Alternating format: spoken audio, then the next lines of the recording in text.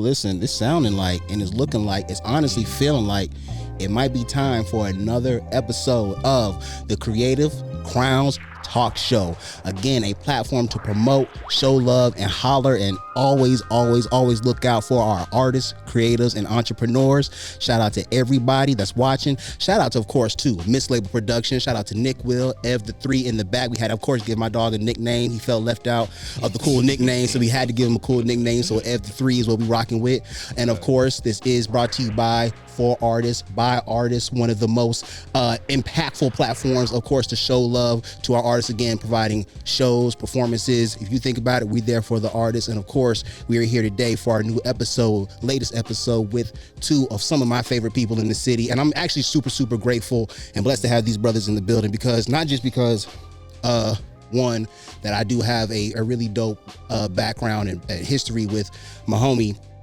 but I've actually been able to see him bring in the literal next generation of the Charlotte music scene, and just seeing that kind of come to fruition and kind of come to light is insane. So again, I want you all to make some noise for my dog, my homies, the one and only Joe Sig and Risu the poet. 100%, fellas. Narcissistic to clap for myself. Nah, you gotta big yourself up, and of course you're not just clapping for yourself, you're clapping for Risu and of course the whole Creative Crowns product. So again, appreciate you guys here again. Super blessed to have y'all folks. How y'all doing, fellas? How y'all doing? Good. I'm doing, better than most. Sure. Worse than some. Try to keep it even kill. I got you. Is it feeling like that? How about yourself, Risu? I'm chilling. I'm doing good. Absolutely. So real quick, Joe. First and foremost, I gotta give y'all boys the flower, y'all men, the flowers that y'all deserve, because I definitely didn't speak y'all up enough. Joe, first and foremost, we go back. In this Charlotte music shit, we big yourself up. Man, listen, I'm not nobody. Listen, I'm just a host here. I go ahead. I put a couple more of those in there. I go to this man open mic and he still be like, "Yeah, bro, it's all about y'all. I'm trying to be like y'all."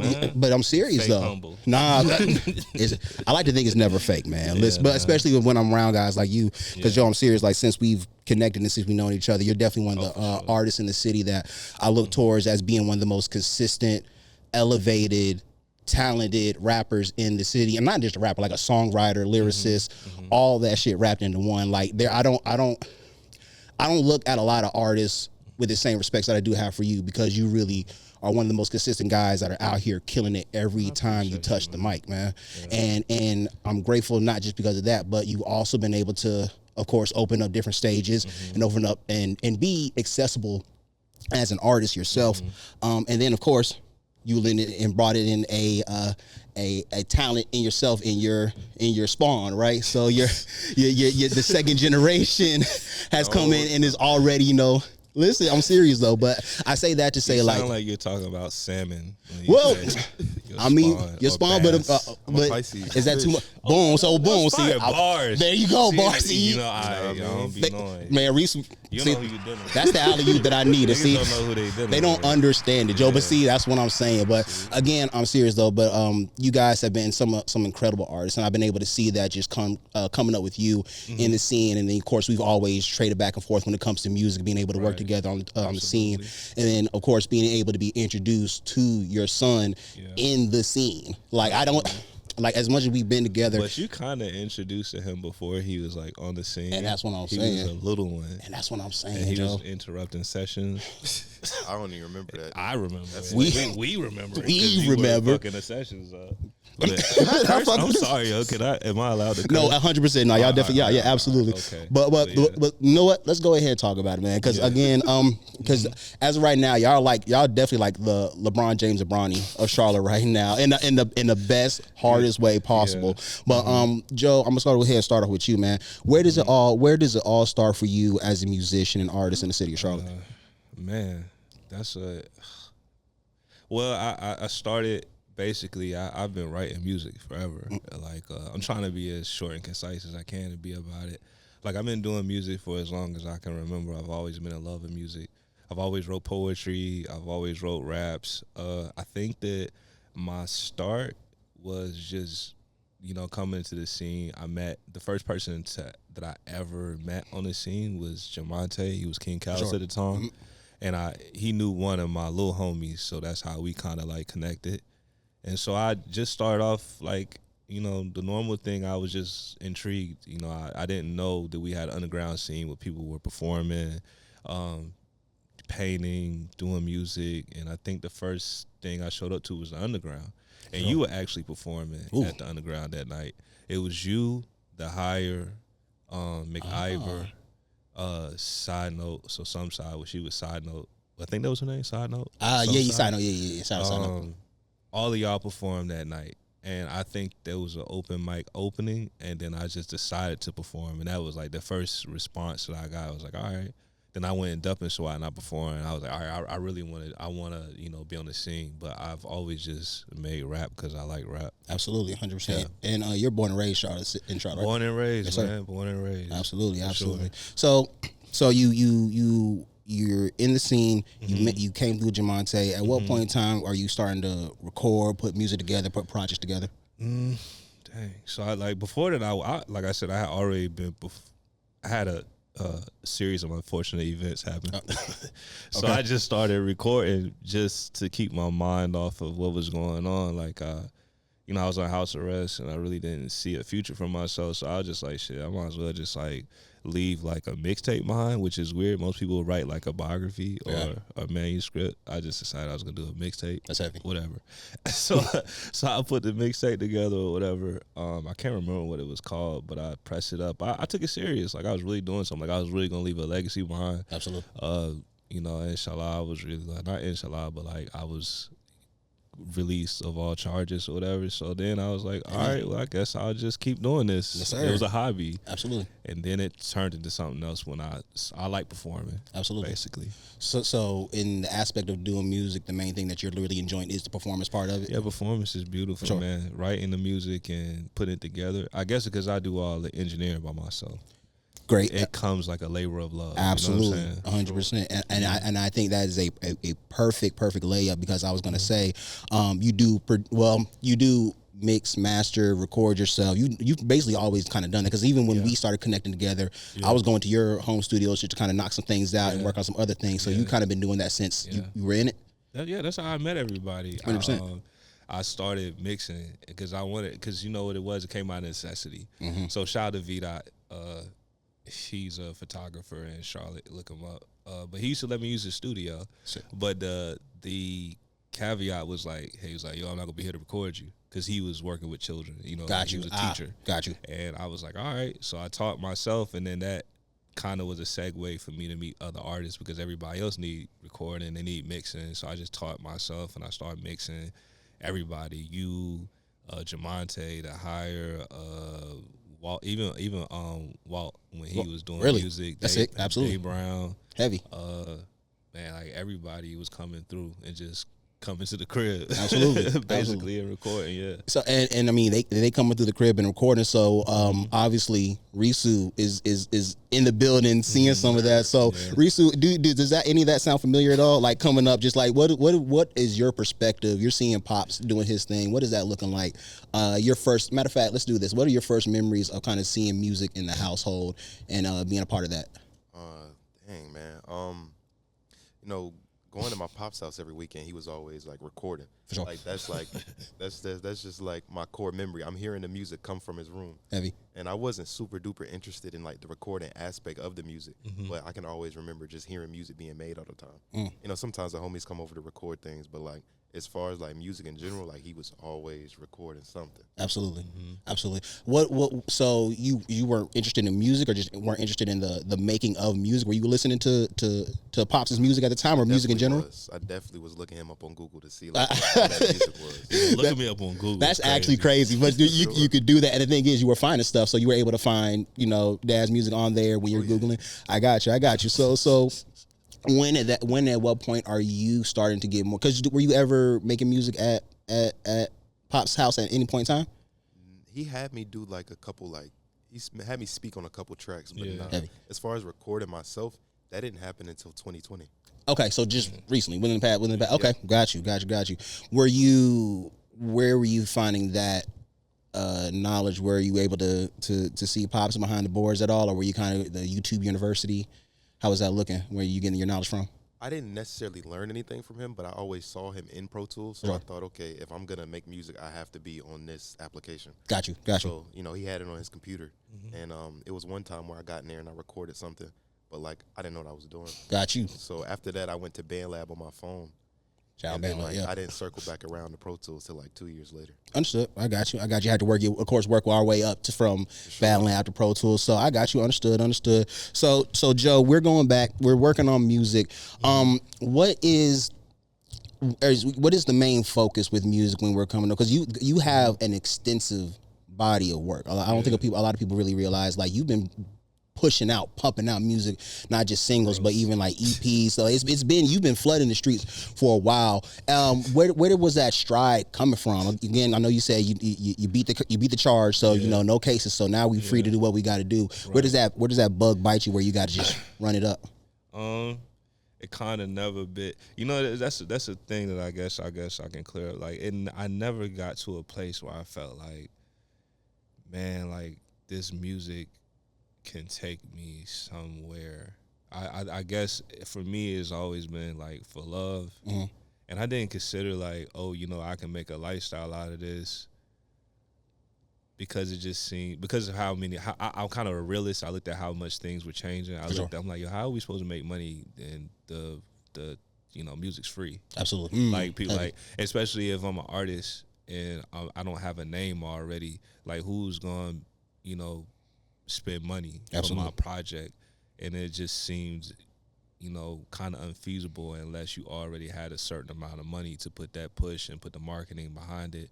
But I think my mind is starting to change now, even though it's kind of like later in my life, to like find ways to not make the music make money, but make the artistry and the brand make money. 100%. Because I don't think music is in a place to where music itself is going to make money. It's going to be the brand. It's going to be the products, the vinyl, everything that comes along with it. But music itself is, either like people who love music are always going to buy into it and invest into it. But I think since it's so accessible to the world, it's not just the people who love music, it's consumers, period. For sure. Absolutely. They don't care about music enough to pay for it, but they will buy the products. Absolutely. And when you're saying products, we're talking like merchandise, we're talking coming to the shows, all that stuff. Risu, let me flip that on you with, of course, you being of the younger generation. You are not only the target audience for like the music, for like just music in general, but at the same time you're an artist. So you also are having to invest in yourself, whether it be time, money, putting the effort into it. Listening to your dad say that, seeing him do his thing as an artist, is that a similar sentiment that you kind of seen or kind of realized as you've been kind of moving and shaking within it, your own experience within the scene, or has it been a little different for you? How has your experience as far as like, doing your music, pushing it, marketing it, how's that been for you? Yeah, I agree for the most part, definitely. When it comes to like marketing music and things like that, it's like a weird combination of a couple things when it comes to like actually getting seen out there. Like, I feel like it's a couple things you have to do to for sure get pushed. But I do see a good return just from like posting on Instagram, for example, because it's like I could be doing a lot more, but just from me posting on Instagram and sharing these like cool videos I made with my song in the background, I get a decent reach. Absolutely. And definitely with the like with products and music, I'm feeling like it's like a resurgence of people buying like physical media in general. Like, because like artists that I look up to, you can go on their website and buy, and people are buying $80 t-shirts. Yes, absolutely. And just recently, I just made a bunch of my own CDs, and in a week and a half, I sold like 100 CDs just off my hand. 100%. I bought one, so of course, exactly. And not just that, I bought Joe Sig. So there's money to be made. Yes. And to see you guys do that, and of course know that you guys have the product that's worth paying for. That's why it's interesting to hear it on both ends. Because again, Joe, I'm in the same boat as you. I 100% agree with you. Where it's like a lot of this stuff, the music business industry does seem built against artistry, right? And I think that's what a lot of us as artists in the city feel it. Like, if you're not constantly on Instagram, if you're not constantly, playing the algorithm game, it feels like it's going against your nature as an artist. So you don't really feel like the juice is ever worth the squeeze, right? Yeah. However, when you do find find a return like Risu has, where you do get enough of that traction where it does continue to be worth it, then you put a little bit more effort, you put a little bit more behind it when you are able to. Right. So I definitely think on both sides that's a really big part. Risu, let's go ahead and swap over to you real quick, because I definitely want to go ahead and speak about your build up and your come up, because again I've seen this man for years. I kind of already know what he's been up to, but I've only really started kind of seeing you in the scene personally in the past few years. I believe we first ran into each other. It was at the open mic at Bart Smart that I was doing, because I feel like you did pull through at least one of those, right? Was that the first time that I really was able to see you as an artist, or were you just kind of tapping in to just tap in? I don't know. I really don't know. Because I'm trying to remember it too. It's a little fuzzy, but I do remember that we have met along those lines. Well, regardless of that, what has been your entry into the scene yourself? I would love to know, like, how did you feel? How did you get inducted into the Charlotte music scene yourself? This will be my first time hearing this. This is exciting. Okay. Man. Yeah. All right. So, I'm in 8th grade. 2020 happens. Got you. Can't go to school no more. Of course. I'm on the computer. That's the easiest thing I've ever had to do in my life. I'm just, I'm playing the game while I'm sitting in class and typing like one response, and like, that was my whole day. Shout out CMS, man. It's crazy. It's funny because to me, I see my dad make music for a very long time, but when 2020 hit, I feel like I seen him lock in the most I ever saw him lock in. Wow. And being in the house and not having to go to school every day, I'm with my dad for like way more time than I've ever been. Absolutely. And so I got really interested in the creation of the music, because I always like listening to his music and hearing like who's coming over to record, but I never really paid attention for real to like, the creation of it. So I'm watching him sit on the computer and write things, mix things, master things, listen back. I saw him make the CDs to the Jux, the Prelude, I'm pretty sure it was. I seen him shoot music videos from the house. So I'm low-key thinking, yo, this is kind of cool. Yeah. And so I started listening to beats on YouTube. And the first type of beats I started listening to were lo-fi beats. And because I was listening to his album, Something Cool. Yes, sir. There you go. So, I'm writing, I'm recording a little bit. And, fast forward 2022, I'm still recording on my phone a little bit. 23, I said, I want to perform. I've been making music a couple years. I feel like I know what I'm doing a little bit. And I went to the Evening Muse in 2023.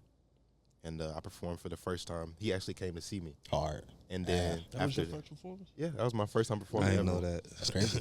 Yeah, before that, because I was in CPCC at the same time for audio engineering. And I was in this program called Next Gen. They give you internships and workplace training. But they also, I don't even know how they found out I made music. But at a lot of the events for the school, they had me doing spoken word. But I was really just rapping. Yeah. And spoken word. So that technically counts as performance. But yeah, Evening Muse was my first time going to an open mic, and then after that I didn't stop. Got you. And then I got Serious B, shout out Serious B and Black Liberation. They put me on a show. Oh yeah, shout out Serious, absolutely. That was my first big show with other rappers, and I kind of felt like, okay, it's time. I started turning up after that. Yeah. It's time. And then after that, my dad put together a show at the Dumping Swat. Because I remember going there as a kid, but I didn't really remember the shows. I just remembered the venue. Absolutely. But yeah, he put a show on Dumping Swat, and he was like, yo, gather all the rappers you know. And I had known Turbo. If you know Turbo, shout out Turbo. Yes, sir. I knew him for a while. We used to play the game together, but he was in an old rap group called ROT, Running Out of Time, a few of our old other homies. And I had made a group chat on Instagram, and I titled it basically all rappers, basically all the rappers I know. Tough. Okay. And so it was about 6 of us, and then after that show, we started hanging out more. We started recording at the crib, because at this time, I done finished school for engineering, so I'm on Pro Tools, just recording, mixing, just trying to get better. But I'm recording everybody at the house, and I'm like, yo, we might as well just make a group. And so then we start brainstorming, and basically all rappers turned out to better at rapping, and then it turned out to be Better at Rapping Academy, and that's how Bar got made. That's hard. Absolutely. Yeah, so since then, we just been recording at the house, brainstorming. We got a mixtape we trying to release this summer. Absolutely. Because we've been recording for 2 years now. So yeah. How's that been being in a group setting? Because I think that's kind of always a start where a lot of artists kind of start within a group setting. As a matter of fact, before you answer that, Joe, were you ever in a group? Nah, I wasn't. I didn't think you were. You were one of the few people that was like. You was in a group. I have my Face Gang, of course. Shout out to the old homies. And it was a lot of groups going on around the time we were coming up. But I never, you of course with other folks, but you never with an actual group of musicians and stuff like that. So, but on the flip side, Risu has you formulated your own team off of again trying to put together a situation with Pops. How has that been working together as a team? How long have y'all been together now? Well, like recorded. He talking about his group. Talking about his group, yeah. Since January 24. Okay, I got you. So that's been about a couple years. So you guys have been locked in for that long. That's interesting. So have you guys been doing performances since then? Because again, I say that to say it only feels like as the past 6 months, you guys have been cooking up and like hitting all the spots and like the views and reaches as far as like the visibility of you all has jumped up. And so it's interesting to know that you guys have been kind of cooking already for 2 years beforehand. Where did that kind of that jump come from? Well, we've been performing the whole time, but it was kind of just limited to the Evening Muse every Monday. That's where we was performing until us individually, we started getting shows. And then what would happen with that is, like, I would get a show and I would be like, okay, Mock Speed, come perform with me here. Or Turbo, come perform with me at this show. Just that we would hit performances together. Absolutely. Because we haven't done a group set until we threw our own show, which was January 6th this year. But Absolutely. Yeah, we've been hitting open mics. That's a wild date. January 6th. Yeah. But still, again, you guys have been rocking and since then have been doing your thing. And I think it's interesting that you say that you guys kind of break off into like almost, I won't say smaller sets, but you guys will break off like you just said. You and your fellow artist John Mock will go and do a show here, but then it might be Naughty Bastard and Turbo at another situation, right? Or it might be Addy or somebody. Somebody in your group is always doing something at all times under the banner of BAR, right? So. Is it easy for y'all to kind of come up on the same page like that? Because a lot of groups can't really maneuver clean like that. Is it are you guys able to maneuver like that cleanly, or is it good communication? Most of the time, yes. I got you. And I feel like that's because before we started making music together, we all were friends. For sure. So at the end of the day, sometimes we had to remind each other, like, yo, we just a group of friends that happen to make music. Like, True. Don't take this too seriously. Like, we just having fun at the end of the day. But yeah, I feel like that was definitely an important part of the group in general because before we even started doing shows, we was just at the crib kicking it. So absolutely. Yeah. Heavy. But as friends, sometimes we butt head or disagree on different things, but that's when we divide and conquer. Joe, you over here tripping, man. What's you talking about us playing the pause for real, man? I got you, Joe. Certain things hit my ears. I feel it, man. We don't want anything hitting your ear crazy, Joe. So let's go ahead. No, it's not. Let's talk about this. No, wait. He tried to put me in homie court for that one. Nah, we can't. When in your ear? What are you doing lately with the younger Nothing, group? man. Y'all doing things with the ears? No, you just said I don't want nothing hitting my ear. But what do y'all do with the ears? That's a thing. I hope not. See, listen. Well, you know what? That's why I can. If you're gonna hold me accountable, you telling on yourself. Listen, what we do have here in our ears, of course, is fire music, especially when it comes to performances. When we lock in, and what is crazy is it's crazy that both you guys have a love for performing your music, right? So. Sure. I would think that. Have you ever seen, Reese, have you ever seen your dad perform live? What? Yeah, I would assume so. What was that first time? What was that first time seeing your dad perform his music live? What was that like? I don't know if it was Dump and SWAT, but I remember I was little, and it was this show. It was a bunch of people. It might have been Dump and SWAT, but it was like a bunch of people, and he performed his song Self Control. Oh, yeah, I can't remember where that was. And I only remember it because it was this dude in the crowd. He was like, I can't let them control me, man. And it was like, yo, people crashing out. For sure. He probably thought it was hilarious. But me being a little kid, I'm like, yo, he really felt that. Like, my dad really moved that man to like yell. Yes, sir.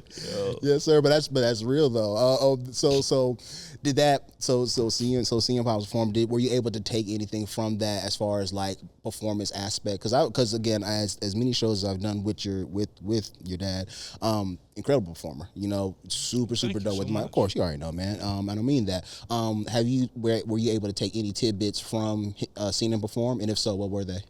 For sure, definitely. He it reminds me to be myself on the stage. Like, I don't really see him put up a character too much, and he definitely reminds the crowd that like they're actually there with him. Like all these people are in one room together. Like he talks to the crowd, he makes fun of people, he jokes, he laughs.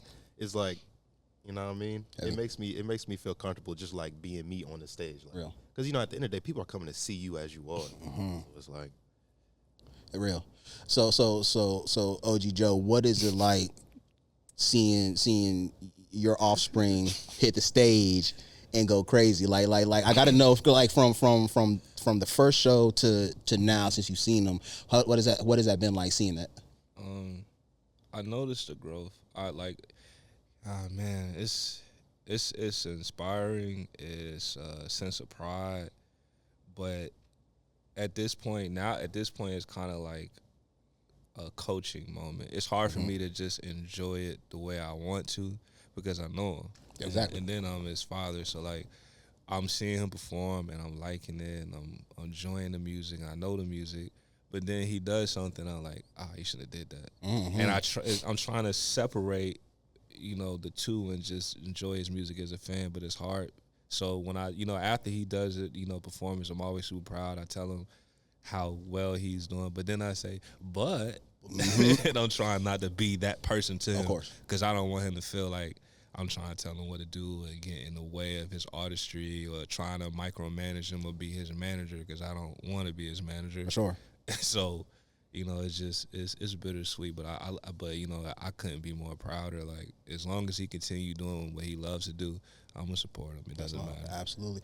Yeah. Risu, when your pops is giving you that any kind of advice or when he's showing you the love, are you receptive to that when he starts giving you like maybe some pointers or things like that? If at all, like how is that? Is that cool? Oh yeah, definitely. Because I already feel like I'm really, really good. So when like Joe There Sig you is go. like, "Yo, do that next time," I'm like, "Okay, now I'm gonna be even better." Facts. Fire. 100%. Just widening the gap, man.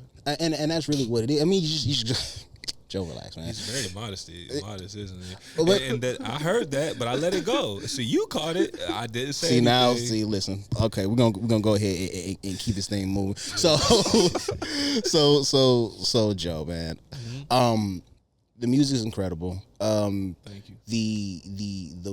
The performances that you put on, not just, of course, are more than solid. You talk to the crowd. Risu is, of course, pointing out, you really are one with the crowd. You've traveled with music. I know you were telling me about the times you've been able to travel, you've been able to tour. Yeah. Just regale us of just your time as a musician in the city of Charlotte, just your experience up until now, because again, you've had such a you have such an illustrious background when it comes to just the music that you put out. I always notice that the music that you do put out, you're really big on working with like single producers per project. Yeah. And I've honestly I've kind of taken a page from that book because I've always noticed that your projects are always so seamless when it comes to how you space them, how you mix them. They always are great seamless bodies of work. So just tell me, where does that catching the vibe come from? Like, where do you get that going? Well, when I first started doing music, I kind of felt I was doing music like some of my inspirations would be somebody like Jay. Music wise, because Jay-Z, he makes his music. The music sounds great. Absolutely. Like all the way through. So I would pay attention. He would have Boy Wonder. He would have Guru, Kanye, all these different producers. So I thought I needed the same thing. So I would just look for the best producers who can make the best sounds, and I would try to make a complete body of work that was musically made sense. And not chasing a hit, but I wanted you to be able to enjoy the musicality all the way through. But as I progressed, I'm a big fan of The Alchemist, always have been. Big fan of Mobb Deep. Like the biggest Mobb Deep fan of all times. And I noticed that their projects, man, it was a journey. And it was usually one producer. It was Havoc. I think Noid produced a couple of tracks, and then it'd be Alchemist. And it's just that ensemble of music would sound so seamless. And then, of course, like as time goes by, you see Alchemist working and doing one-person projects, one producer projects with everybody. And I'm like, man, I want my music to sound like that. I want my music to take people on a journey, and I want it to be sonically seamless. And so I just like, you know what? I need to lock in with a producer, but most of it was out of necessity. You know, if I ain't had no beats, a producer hit me up, and I'm like, well, I'm gonna just, you know, this producer is handing me beats. I'm gonna work with this producer, but I'm starting to get even more picky now. Like, I don't want to rap on it unless it makes me right. You know, usually when I'm writing music, I'm like, I hear a beat and I'm like, I could write something to this, and I had to sit with it for 4 or 5 days. I'm like, all right, I can come up with something to it. I got a flow, da da da da. But that I feel like you make better music when it just happens. Like when you hear that beat, you like, I gotta write to this. That's when you make your best work. So that's where I'm at with it now. What's been inspiring your work lately, if anything? I'm listening to a lot of alternative. I spoke with somebody. I think it was Phils the other day. Shout out Phils. He was mad at Drake. He always mad at Drake. So I was like, well, I'm not really paying attention to, like, I love the album he did, but I'm listening to people like Deb Never. You know what I'm saying? I'm listening to people like Lo-Fi. See, like, I'm listening to what's the boy's name? He just Tame Impala. Oof, yeah. I'm listening to a lot of, like, just out there music. I even got into bubble grunge.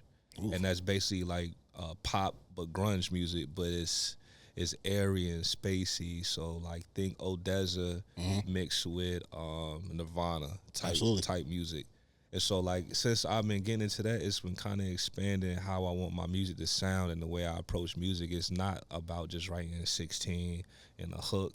For me right now it's about creating an atmosphere with the music. And I'm excited for my next chapter in music, and hopefully it make me a lot of money. Who knows? Absolutely. Well, listen, the money's already in your hand, man. We can see it there. But it's very interesting that you mentioned that. So reaching out to those other sounds, is that potentially going to be, because you've again, you're talking about you've been a fan of Alchemist. The hip hop sound has always been your sound. You know, you always done it very well. Does that mean that we can potentially see you, you know, stray into other kind of sounds, like, you know, more grunge rock, more Tame Impala, more that alternative sound? Is that something that you'd be interested in doing, or? I'm kind of thinking of this concept where I kind of want to, like, do hard raps over, like, grunge pop type. That'd be different. Absolutely. Like instrumentation. Because I feel like I can pull it off. Like, I feel like if anybody can pull it off, I can pull it off. Sure. I know other rappers try it. I've seen other artists, like, try to, you know, go the metal route and rap over metal, and I'm not a fan of that whatsoever. I like just metal, period. Shit, I got you. Like, if it ain't hard, like, metal, and it's like a blend, I don't want nothing to do with it. So, absolutely. Like, yeah. But nah, yeah, I don't want to do, like, Diluted Metal. Diluted Metal is a nice band name. Low key. I think I would fuck with Diluted Metal. But nah, yeah. Like I said, yeah, maybe like some pop grunge. I'll rap over that and see what I come up with. That's gonna be different. I definitely would love to see something like that, because again, you flowed over an insane amount of beats. So to see you kind of just switch it up to pop to bubble grunge.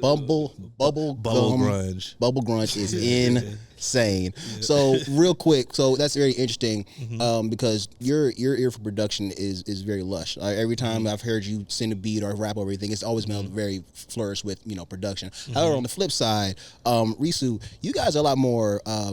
You guys are doing a lot more of the stripped down beats. It's a lot more of the sample loop and just barring it out of control. However, I don't think that's always, from what I've been able to see, that hasn't always been the sound. When did you decide to kind of start taking that route of your sound? Is that something that you've always kind of been interested in, or is that just something that you kind of fell into? Well, I'll start with me first. Sure. So, before I was even rapping on samples, I was rapping on hyperpop beats. Ooh, well, hell, okay, well, boom, there we go. Yeah. So, my unreleased touches, like, every category. You got lo-fi, then you got the boom bap, then you got sample chops, then you got, like, hyperpop beats, and then you have, like, kind of modern rap where it comes to, like, you know, the Kendrick type of beats and things like that, Isaiah Rashad, even a couple Drake type of beats I done rapped on. But I don't know when I fell in love with the samples.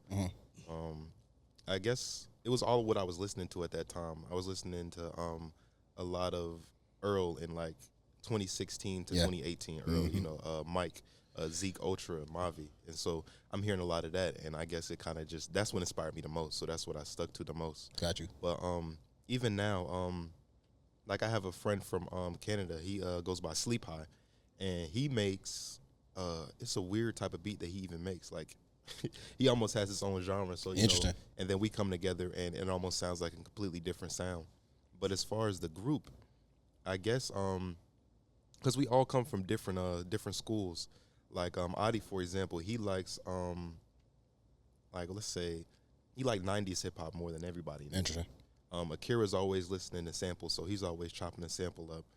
I really like lo-fi beats, and then we got another artist in our group named Demirson, and he makes like he's in a band, so he likes a lot of metal music and like dark trap. So like when we all come together, we kind of have to find like a middle ground of what we can all fit on. Absolutely. So usually that becomes the case because that's something we all commonly enjoy is the sample chops. Understood. But as far as like our sound with the mixtape that we're gonna release, I'm so excited for it because it touches every single like sound out there, and yeah. Heavy. I got you. Well, aside from the group, let's talk a little bit more about your actual project you just recently released that you have CDs for. I believe it's pronounced Ukeru. Absolutely, Ukeru. So let's talk about that because I was listening to it. Of course, yeah. I bought the CD the last time that we linked. Actually, the time before you came out to the Real Artists, Real Entertainment open mic show that we do every Thursday at Common Market South End. So we definitely appreciate you and the group and Bar for showing love and coming out. But of course, you came through with CDs. Said, hey, listen, I got CDs for sale, or I got CDs if you want one. Had to tap in and grab one from you, and just been listening to it, and I learned more about it because I was able to kind of read more about it through your Bandcamp link, and to understand that project was coming from a place of you finding new footing after moving out from your parents' room, from your parents' house. Let's talk about that transition real quick, because again, this whole time we've been talking about how you guys have kind of been just feeding off each other as musicians, but now you're making that big step to move out of your parents' house. Let's go ahead and talk about that. How was it? How was that feeling moving out, moving on your own, and how were you able to encapsulate that in the music? For better or worse, I was feeling on top of the world at that moment. Like, sure, I could imagine. You hear that, Pop? He was feeling really good, man. Yeah, man, we all do. I had a really, really good job at the time, and I was like making the most money. Like I didn't even know what to do with all the money I had in my pocket. And after a while, it became a thing where I realized like I'm probably gonna need to get out of here. Like, understood. I don't know. It's just probably gonna need to get out of here. The environment at that I time. was in. And I had so many ideas, and like I had started going all in with the music, and it got to the point where like I was recording all the time, but like I was way too loud in the house. Yeah. I had all these like big grand ideas, and me being 18 with a bunch of money, I was like, you know what?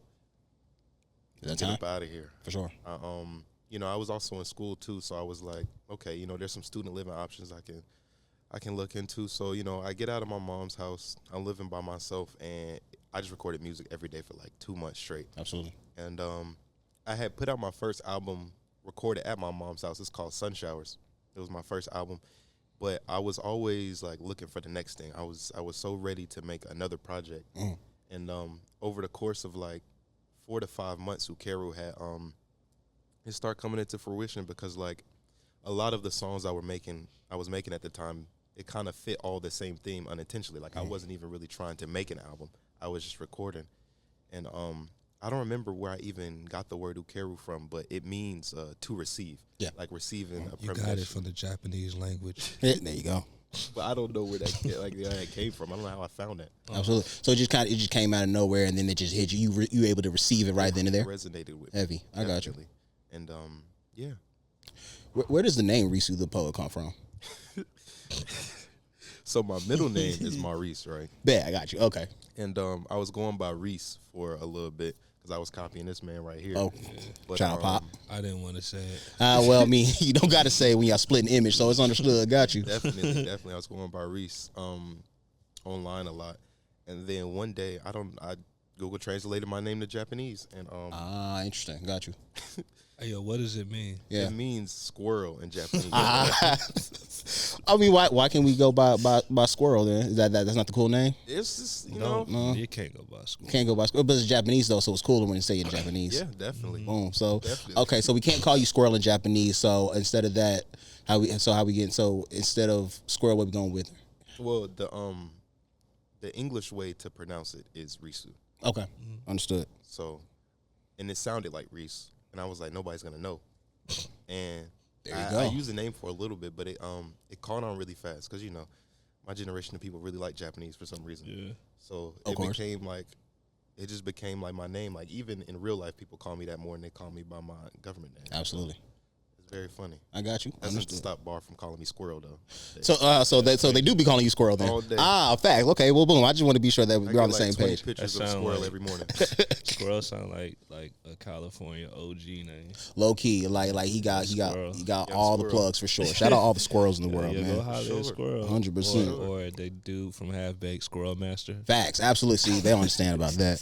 So, fellas, real quick, I'm gonna go ahead. I'm gonna transition us into the next part of the show, what we call "Heavy is the Crown." So, this part of the show, we want to know what part of you guys' musical journey or your creative journey is the heaviest part that a lot of people probably don't see, but you would like them to know.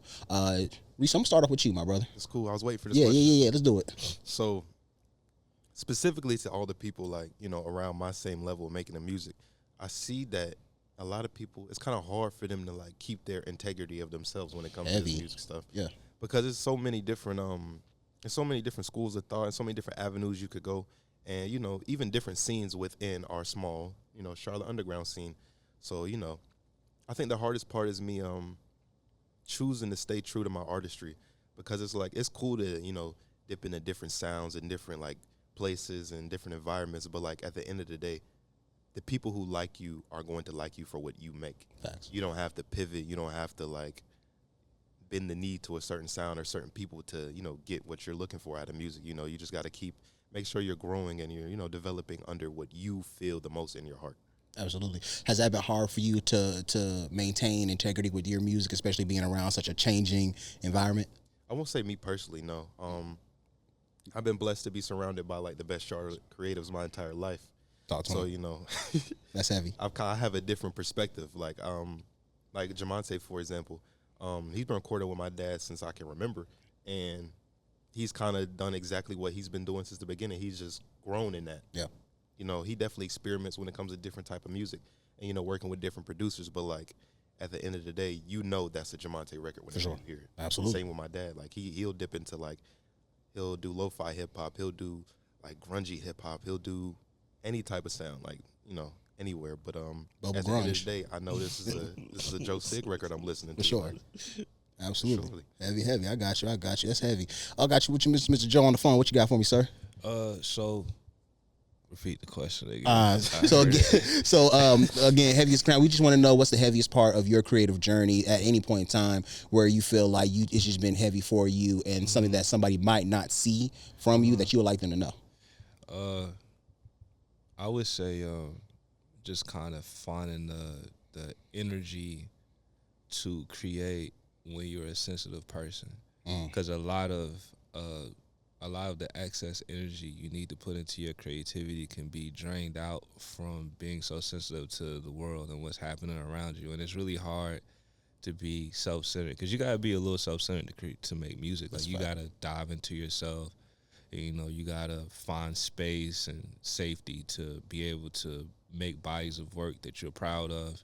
And I think the hardest thing for me is that I'm in tune with everything. I'm watching the atrocities around the world. I'm watching what's going on at home, and literally at home. And it's just like so much is happening. It's kind of hard to find that freedom to just be expressive. But I overcome that really just by, like, I'm not going to lie, I just go in the closet and hide for a little bit, write some music. Absolutely. Or just write for myself, or I listen to other artists. Like I listen to you, I listen to Jamonte, I listen to very heartfelt artists that have a story, and it kind of allows me to get out of that space, and I can start gradually walking into a more creative path. Like I paint, I do any and everything. I switch modalities until I can get back to the one that I feel more comfortable expressing myself, which is through rap music. So Heavy. yeah. No, that's tough, and it's crazy that you put it that way, because I was actually just listening to your recent project recently, and I could hear you talking about, you know, the issues that are going on across seas, and you're speaking about the atrocities, and it does feel like I can hear it in your tone that it seems a little different. It definitely seems a little bit it's not defeated, it's definitely depleted. Like you seeing all this stuff, and it's so much. And then of course understanding that now more than ever, I can see that. And then of course, is there a way to, are we in the midst of changing that? Because I know you said that you aren't that was a time that you were going through. Are we in the midst of changing that, so that when the new music coming out, that we're going to be in a little bit more of an upbeat situation? Or what's the play? What's the plan? Well, yeah, absolutely. I just got through discussing that with Dutchie just now. She's off camera. I got you. And I was just talking about like how I want to do more upbeat music. Like I want everything to be a bop, but I'm gonna mix the medicine with the candy. Of course, I'm gonna talk about real life situations and try to make it in a more consumer digestible way. Yes, sir. That's the best way I can put it. So like now what I'm doing, I just mentioned it, I just sit in the house and I like paint and let stuff come to me, or I just kind of like just take a moment of pause and just don't do anything. And I'm ready. I'm ready. It's just, it has to happen. Is that time? 100%. I got you. Well, with that being said, since you're in the midst of that, and you said yourself that you are listening to new folks, let's go ahead and switch it over to another portion of this show called Passing Down the Crown. So now I want to know, who are the people that you're actually listening to currently? Anybody that you've been listening to, that you're seeing that's kind of doing their thing, whether it be in the community, in their music, whatever it is that you see them really putting effort in, and somebody that you see taking that crown and taking it to the next level. Joe, why don't you go ahead and kick it off for me? Of course, Zayel and his whole crew. Like, of course. His whole crew. I love him. Mavi, Kenny Mason. Oh, yeah. Younger artists. Do they have to be younger? They can be whoever you want. Yeah. I like Fuego Bass. Got you. I like, what's the other dude name, man? If I forget his name, that's crazy. We'll come back to it. I got you. I like Baby Keem a little bit. Tough. Like a little bit. Damn, I haven't been listening to so many young artists in so long. It is okay. But yeah, that's. I've always been a big fan of Boldy James. I've always been a big fan of Boldy. Sure. And I like what Larry June is doing. And that's pretty much it. I ain't really tapped into any younger hip hop artists all too much. Tough. Nah, as long as you got the Bar Academy on the list, and that's really all you really need for the next generation, for sure. Absolutely, they are fire. Like, tough. I love they some good performers too. Seen it. Remember when we were first on the scene, we were trying to figure it out. It was crazy. Yeah. And what I seen you turn into just an awesome performer. I think the first time I seen you perform was at I don't know why I'm forgetting all these places, but you do that frequently out there. Snug Harbor. I saw you perform at Snug, and then the energy was just crazy. It was like, because at that time I was going back and forth. I was going between the hip hop scene and I was going to the trap scene. Really? And the trap scene, those trap performers, the show be lit, but the performers, they not really doing nothing. Yeah. They just kind of like on stage and like talking, talking basically. But I come and see you perform, and it was just the whole package. Because the hip hop dudes, they just walk in a circle and rap and not really play to the crowd. I'm rapping, yo, yo, yo. But then I seen you, and it was just intense energy, and it's just relentless. And I was like, yo, I'm gonna take some points from this dude. When I get on stage, I'm gonna make sure I bring my energy and I lose myself. So yeah. That's heavy. I appreciate that, Joe. And to side note that, I appreciate that. Only reason that is because I learned a lot of that stuff from watching artists like you and seeing you perform, keep everything controlled. And really, like, again, what Risu was saying, really controlling the talent, man. Like, again, that's why I'm big on just, like, going to performances, going to good performances, and then having good performers perform with me on stage, because again, those same Snug Harbor nights I'm performing, we've been able to do shows at Snug Harbor together. So Indigo Joe, yes. So that's what I'm saying. So like, the talent is always, steel sharp and steel. That's why I will always have a place for you in and around what we got going on, because I've been always grateful to just see you and watch you do your thing and take those notes and be like, okay, I can improve here and learn here. And I think that's something that we can always do as artists, is learn from our fellow artists. So I've always been grateful that you've been that consistent bar to, again, no pun intended, but you've been that bar to be like, listen, if you're not hitting that, you really not, you got some work to do. So Joe, you definitely been that guy. Let's go ahead and flip it over to you, Risu. Who are some of the folks that you see passing down the crown to? Or, well, for you, it's more so passing the crown around, because it's more so your peers. I'd like to know that who you see really putting in that work on your side. Before we get to us, y'all was talking about performances. So yes. I know this man gets his flowers almost every day in Charlotte, but like I went to a Jamonte show like last week at Snug Harbor, and he had a live band do live renditions of the entire album. Sick. And to me, that was the craziest thing I've ever seen. Absolutely. Because I've performed with a live drummer. Like Adi did the drums for me, and Akira was DJing my set from the SP, and that was fire. But going to that Jamonte show, there was a guy playing the trumpet that somehow turned the trumpet into like 808s. That's different. Like, that's crazy. You know what I mean? And to see a rapper work in tandem with a live band who are doing trap beats and turn them into something like that, it was just a beautiful thing to experience, because Jamonte didn't miss a beat. It was no lazy performance. He rapped every single word better than you heard it on the album. So it's just like, it's crazy as far as performance. Got to. But so people killing in the scene with me. I gotta shout out Gnarly Bastard for first and foremost, because his work, he was traveling to Atlanta to do work. But at the same time, he was going around looking for what he can do in music while he's in Atlanta. So he got a bunch of shows and then he got this one show at this jazz hall down there in Atlanta, and just seeing him go crazy in Atlanta to come back to Charlotte and come back with us to all these open mics, or even laying himself shows in Charlotte and in Atlanta. It's like, if out of the group, it's the first time I see somebody do something like that. Sir. So it feels like a big achievement we should celebrate as a community in general. Like, as people really traveling and killing it, and then bringing the gyms back to the city. And then also, what am I listening to? I listened to that new Sideshow album. It was really, really good. T Gray Funk is called. It's like 4 sides to the album, and I listened to all of it, and it's all like really concise and really fire. Another person I'm listening to is Zeke Ultra. Got you. He's super duper fire. He's lesser known, but he's really good. You should go on SoundCloud and listen to his project. I'm about to say, because I know Sideshow, he runs with like Mike and like 10K guys, so I know that's kind of the label. I'm not super familiar, but I've at least seen them around. But you said the second guy, what was his name? Zeke Ultra. Zeke Ultra. Is he mainly SoundCloud, or is he kind of the same, runs in the same circle? Yeah. I'm trying to get familiar, so that's why I got you. So Zeke Ultra. Sounds more like 2016, 2018 Earl. Yeah, I got you. And I like his music because it's really, really genuine. And although he's on these sample chops, he turns them into full-on songs, and it sounds like a full-on production, even though it's just like a smooth, simple sample chop the whole song. And it really helps me like understand how to write better songs. That's real. Absolutely. Mavi's my favorite artist, so like always shout out Mavi and the music he's making. I'm excited for that new project he comes out with. Shout out Mavi, of course. I got 2 more people because he made me think about.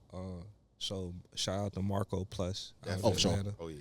And shout out to Stove God Cooks is who I was talking about. Understood. Yeah. Stove is different. Best courses ever. Yeah. I ain't gonna lie. Yeah, definitely not. So it's a shame to kind of see what he's going through label wise, but it kind of just goes to show you again why it is kind of important to really understand your independence as an artist, and why you really want to make sure that whatever you're doing, whatever kind of music you're putting out at whatever level, you're doing it the right way, and you crossing your I's, dotting your T's, and making sure you're doing the right stuff. So that's sick. Risu, you had anybody else? I know you said Sideshow and Zeke. Who else was there? Shout out Mick Jenkins too.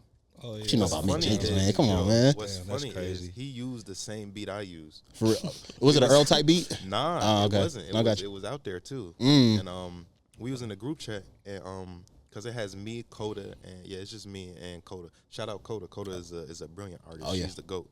But she sent it to the group chat. She was like, "Yo, Mick Jenkins just used our beat." Is it off the Waters album? No. It's something newer. I think he did a feature song with another artist. Him and Doja, they share a beat too. That's sick. So that's so interesting. So was this an actual beat that was on like a YouTube beat that I got you? So he ain't drop it, so he ain't copy it. There you go. So I mean, like somebody had to grab it and use it, right? So I'm telling you. But at least we know now. Next time we gotta grab the beat, and especially we gonna push that shit out. They was like, nah, we should still drop it. I said, nah, Mick Jenkins used it. Yeah, it's gotta be a remix now. It's gotta be a freestyle now. I hear that. Nah. Shout out Mick Jenkins. That's a crazy pull, by the way. Mick Jenkins is definitely one of the ones for sure. Paying attention. I gotta buy the album. I definitely do. Got to, man. And honestly, man, like that's really it's all about. It's just supporting. Buy the album, go to the shows, show love, which is what you guys do. And again, that's why I have to give you guys your flowers now more than ever, because you all don't just talk it, you walk it, right?